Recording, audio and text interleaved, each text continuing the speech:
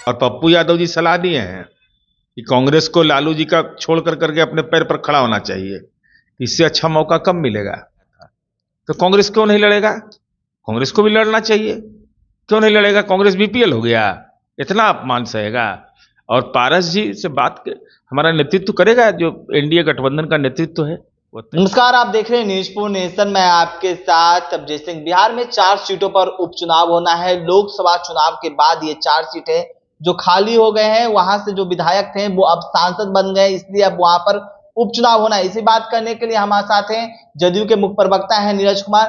तो कैसे देख रहे हैं जिस तरह से उपचुनाव 4 सीटों पर हो रहे हैं? बीजेपी ने तो पूरी तैयारी कमर कस ली, जदयू का क्या स्टैंड? एनडीए गठबंधन ने कमर कस लिया है और एनडीए गठबंधन के घटक दल में आपसी समन्वय के बुनियाद पर उम्मीदवार का सक्षम समय में घोषणा हो जाएगी। सक्षम समय में अभी चुनाव आयोग ने अधिसूचना जारी नहीं किया, लेकिन चुनाव तो चुनाव, हम लोग तो सालों भर पढ़ते हैं। अब दूसरे तरफ इंडी गठबंधन है, कांग्रेस पार्टी का क्या होगा? राहुल गांधी जी को इतना अपमान सहना पड़ा। अपमान इस संदर्भ में कि तेजस्वी यादव जी 4 सीट लाने वाले, वो 3 सीट बिहार में लाए। और जब बिहार को पैकेज मिला तो कांग्रेस पार्टी के राष्ट्रीय नेतृत्व ने कहा कि बिहार को मिला और आंध्र प्रदेश को मिला, और ये बोल रहे थे कि झुंझुन्ना मिला है। तो राहुल गांधी जी का भाषाई अपमान किया कि आपको ज्ञान की कमी है।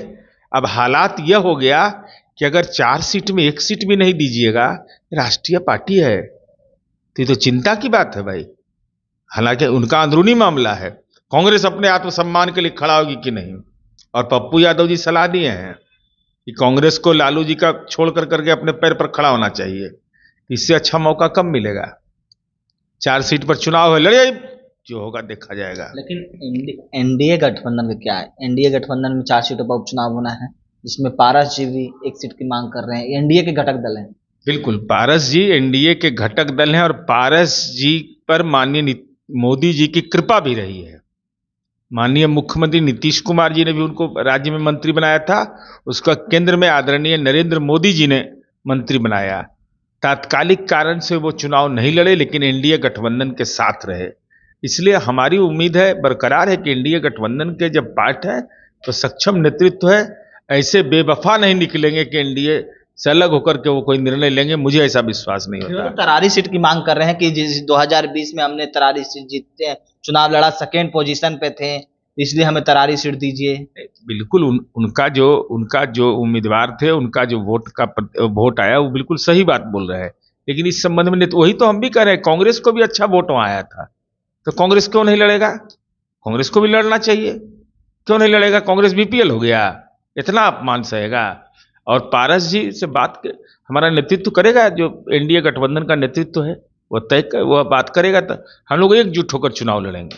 2020 में कहा जाए तो बेला का सीट है जो जदयू के खाते में था, जदयू ने चुनाव लड़ा, तो क्या लगता है जदयू इस पर अपने उम्मीदवार? अब देखिए, इस संबंध में तो पार्टी का शीर्ष नेतृत्व तय करेगा, लेकिन इतना तय है कि जनता दल यू भी चुनाव लड़ेगा, बीजेपी भी लड़ेगा, एनडीए गठबंधन के रूप में हम भी लड़ेगा, सब लोग लड़ेंगे।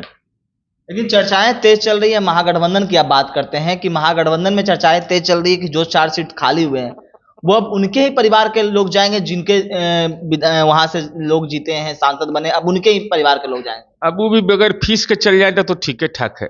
मान लीजिए कि परिवार का लोग जाएगा, लेकिन गुप्त दान नहीं करें, इतना हम अनुरोध करेंगे। गुप्त दान करके चुनाव नहीं लड़े कोई। अगर वह गुप्त दान होगा तो महापाप होगा राजनीति में।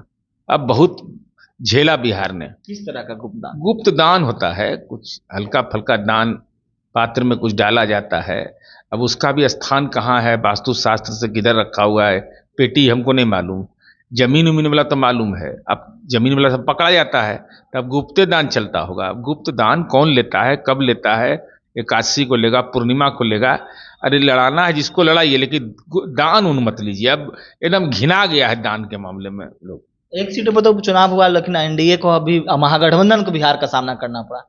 इस 4 सीट पर कैसे देख रहे हैं? क्या लगता है कि सेमीफाइनल हो सकता है आने वाले 2025 का विधानसभा में? सेमीफाइनल ये सब वही लोग बोलता है जो तीसरा नंबर पर बीमा, भारतीय राजनीतिक बीमा कैंसिल कर दिया। ये सब बेचारी अति पिछड़ा महिला का।